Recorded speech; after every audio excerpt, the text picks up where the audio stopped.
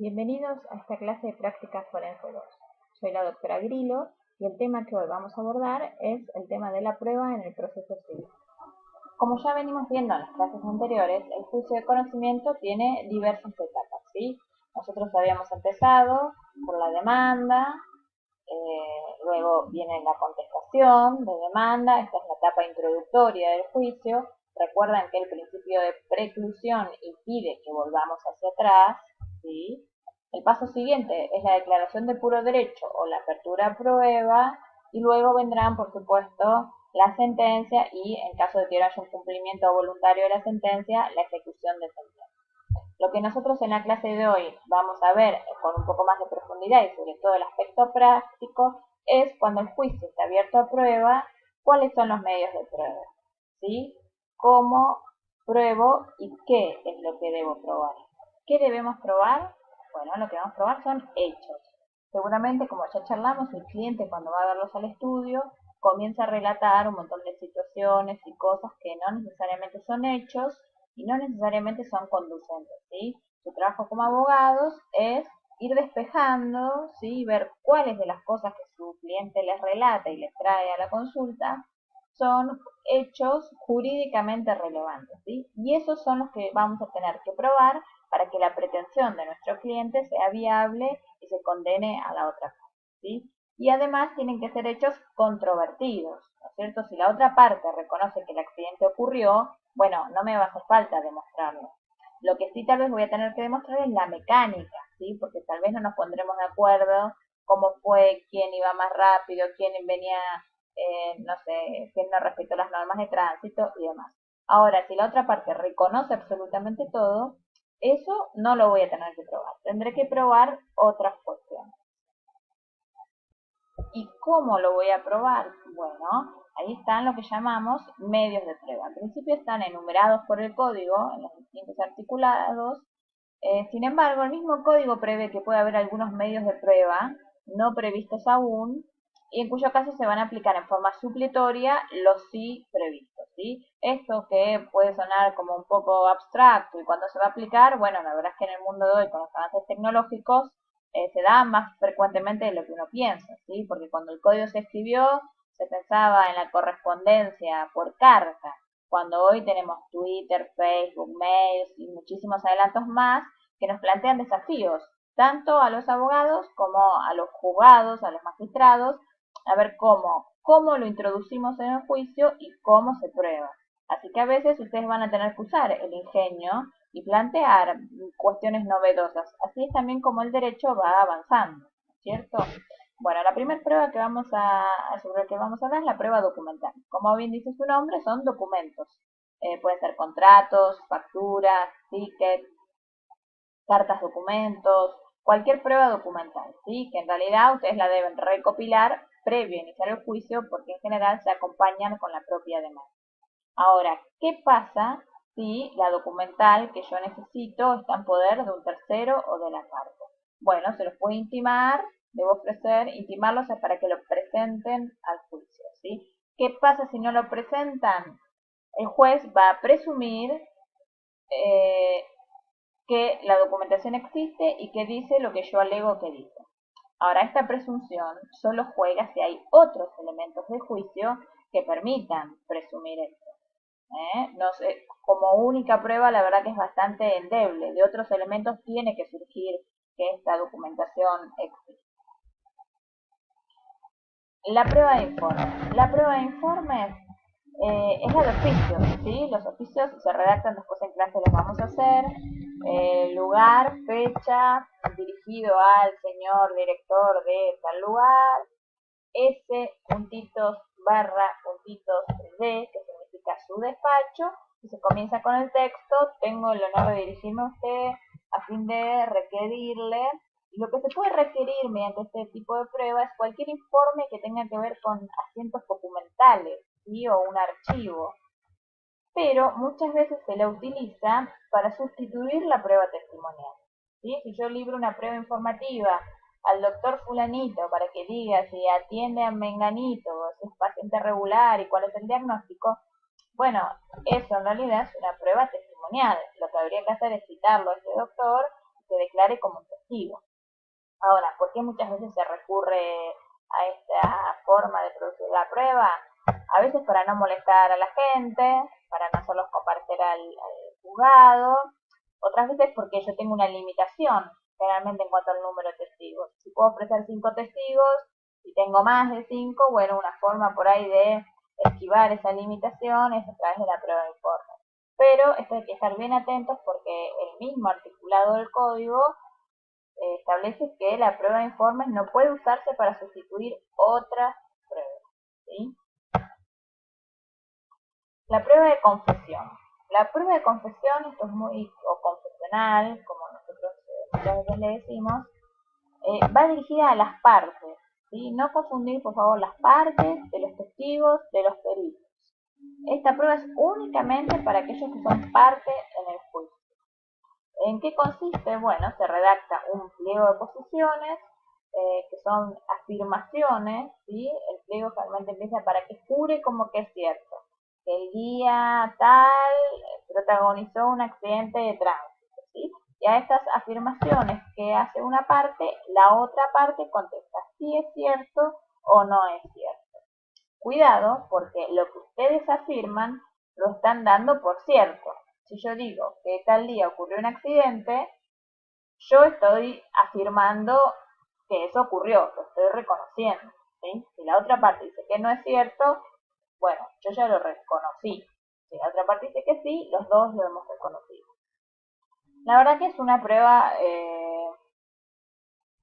que hay una tendencia a ya dejarla de lado y en algunos foros como el de familia se ha sustituido por el interrogatorio libre a las partes porque es como demasiado formal y a veces da muy pocos elementos al juez para poder resolver.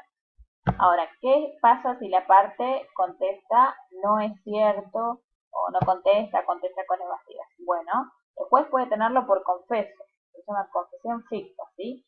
Pero, ojo, también si hay algún otro elemento del proceso que permita tener por cierto este hecho afirmado.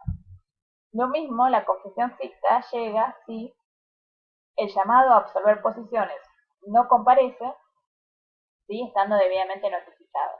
Ahora, ¿qué pasa al revés? Si él comparece y no hay pliego. Bueno, el que pierde la prueba es el que la ofreció. ¿Por qué el pliego se tiene que presentar media hora antes de la audiencia?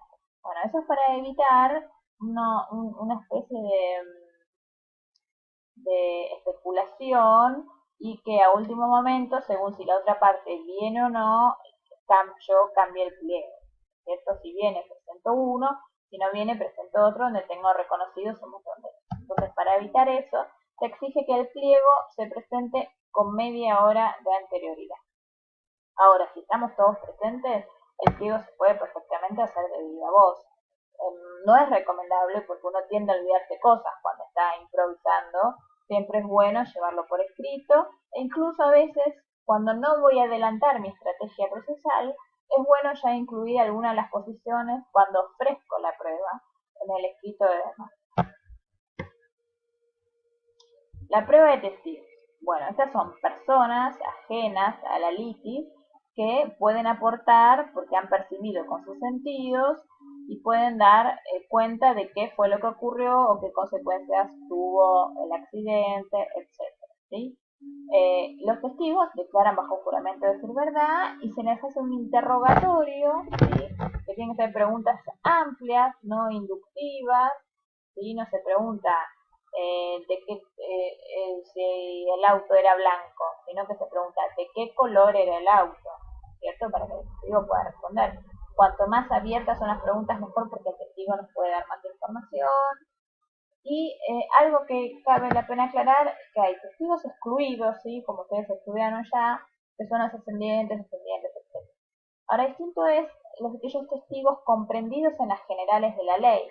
Las generales de la ley son esas preguntas que se hacen al comienzo, sobre si el testigo es amigo, acreedor, deudor de alguna de las partes, si está enemitado, si tiene algún interés particular en el resultado de la litis, etc.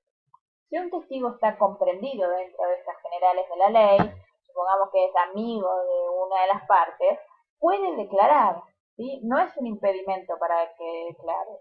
Lo que sucede es que el juez, al momento de valorar esa prueba, le dará por ahí otro peso, ¿sí? No es lo mismo un desconocido que lo que me pueda decir el amigo de una de las partes. Pero el testigo de todas formas puede declarar. Y será después el juez, en base a los otros elementos del juicio y la sana crítica, quien decida qué valor le da este testimonio.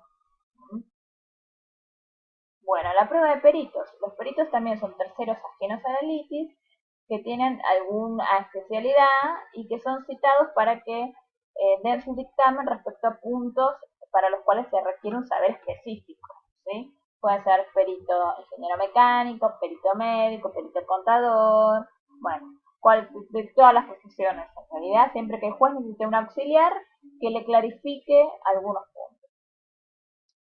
Muy importante, ¿no es cierto?, tener en cuenta, en realidad en todas las pruebas que hemos estado viendo, que las pruebas se tienen que relacionar con los hechos que yo alegué y que yo necesito probar para que prospere la pretensión, ¿no es cierto? Porque con esto de que bajan modelos de internet y corto y pego, a veces no hay concordancia entre los hechos y las pretensiones y las pruebas. Por ejemplo, un caso que he visto. Si yo voy de acompañante en un auto, chocamos, inicio el juicio yo. El auto sufrió daños, pero yo no los voy a reclamar porque yo no soy la dueña del auto, ¿sí? Entonces, ¿para qué ofrezco pericial mecánica? La verdad es que no, la pericial mecánica es para probar los daños del rodado, ¿sí? A veces se utiliza para la mecánica del accidente, pero la verdad que si tengo testigos o si el accidente está reconocido por la otra parte, yo no voy a reclamar los daños del auto. La pericial ingeniero mecánico no la necesito. Sí voy a necesitar tal vez un perito médico para que dictamine respecto a las lesiones, las secuelas y demás, ¿sí? Pero muy atentos a estos. A ver, ¿qué es lo que yo tengo que probar? Y en base a eso, ¿qué medios de prueba yo puedo ofrecer? ¿Sí? Y por último, tenemos el reconocimiento judicial. No es una prueba que no es tan usada. Muchos jueces, la verdad que no les gusta ir a hacer reconocimientos judiciales y cuando lo ofrecen la verdad es que tampoco hay que estar ofreciéndola indiscriminadamente porque muchas veces no es necesaria. Por ejemplo, en un desalojo ofrecen reconocimiento judicial. ¿Para qué? ¿Qué hecho quiero yo demostrar con el reconocimiento judicial? La verdad que no es necesario. Si quiero demostrar los daños que sufrió el inmueble, bueno, eso no se reclama en el desalojo, pero además hay otros medios de pruebas más efectivos, ¿sí? Una pericial, un ingeniero, un arquitecto, o los presupuestos que me sale para arreglar, porque el juez vaya y mire, muchas veces no es la verdad y dilata mucho el proceso. De todas formas, muchas veces lo que se hace es enviar a un oficial de justicia que haga el reconocimiento por el juez, pero bueno, es una prueba que por ahí no es de tanta utilidad.